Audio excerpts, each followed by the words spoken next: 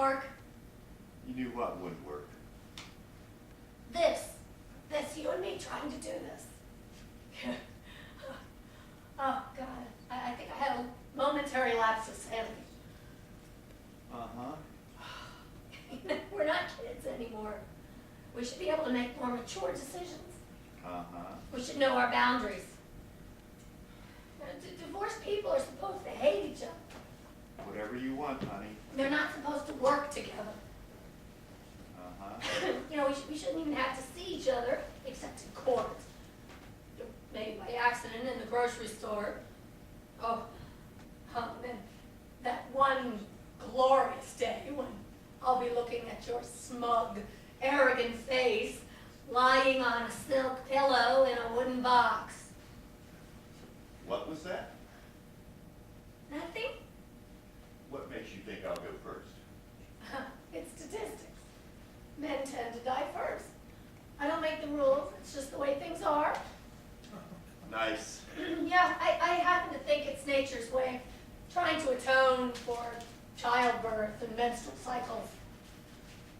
Yeah, you bastards have it so easy. The fact that you die first is really only a small dose of compensation. Could we get back to work, please?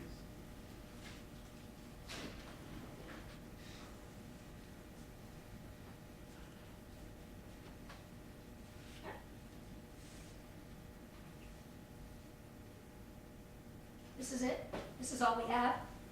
It's been 2 weeks. No need to rub it in. How is this all we have? Well, it might have something to do with the fact that you keep picking fights and going off on tangents every 5 minutes. Every time I hear your voice, every idea I ever had goes out the window. You're kind of like a banshee in that way, except instead of heralding the death of my mortal body, your shrill screams herald the death of my genius. Oh, my God, I'm such an idiot. Oh, why did I think this would work? We used to be so good at this. I thought we always would be. We were like a well-oiled machine. We could read each other's minds. Oh, why didn't I think the end of our marriage wouldn't affect our working relationship? Oh. What happened to us, Danny?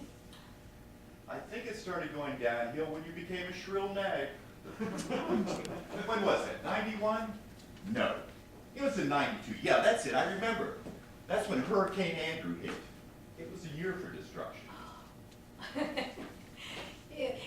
The fact that you're an egotistical asshole who cheated on me with a woman half your age didn't help anything. You have your theories, and I have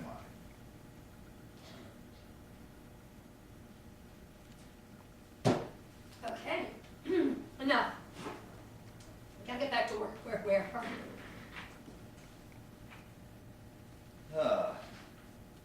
Marcia has just discovered that the man she is secretly in love with, John, is the man who killed her husband.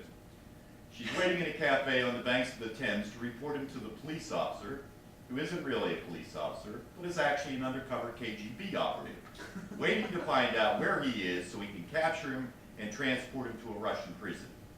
And she's discovered she's pregnant. Okay, so we have a nice simple plot.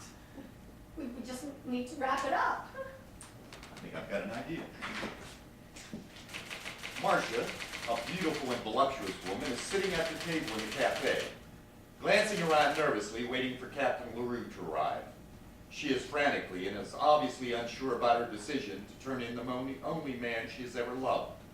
The only man who has made her feel things she had never known she could feel.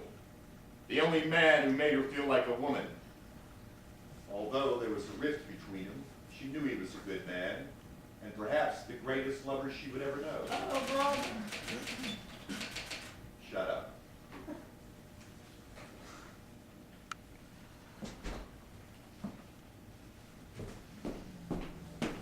John! Marcia! What are you doing here? Trying to keep you from making a very serious mistake. Whatever do you mean? You know exactly what I mean. You were going to turn me into that rat LaRue. But you can't. He's a KGB operative, and so was your husband. He was only using you for cover. That's why I had to kill him. I was doing my job. I'm a CIA agent. I can't believe it. I swear to you, it's true. I love you, Marcia.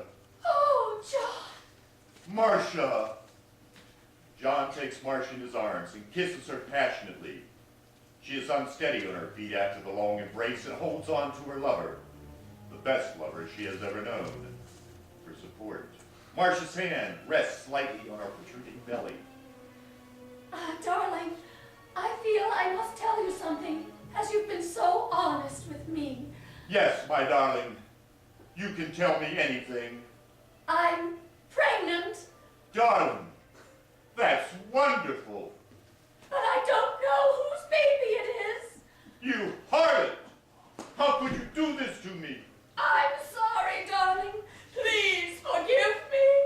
Wait! What the hell? Why is she apologizing? Darling, I'm so sorry. Please forgive me. No woman in her right mind would say such a thing, especially if she's pregnant and her husband's just been killed. No, you wouldn't say that.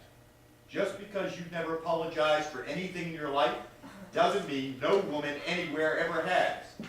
You know, some of your kind actually feel human emotions. Really? Like who? Oh, Cindy? Does she say she's sorry? Oh, would she apologize for getting knocked up and not knowing who the sperm donor was? She is such a classy lady. Don't start. No, seriously, please tell me all about Cindy the slut's apologizing skills. I'm all ears.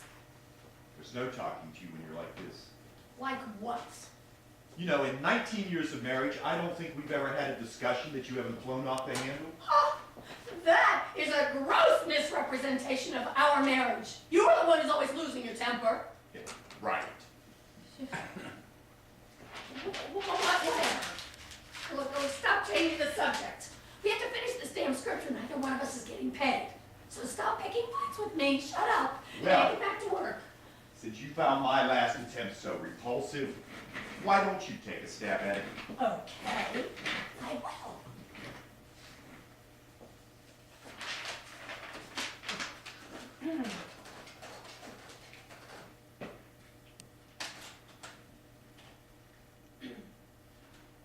Marcia, a highly intelligent woman, sits at the table and waits for Captain LaRue. Her hand is on her belly and her head is held high because she doesn't need a man to support her. Oh, Jesus.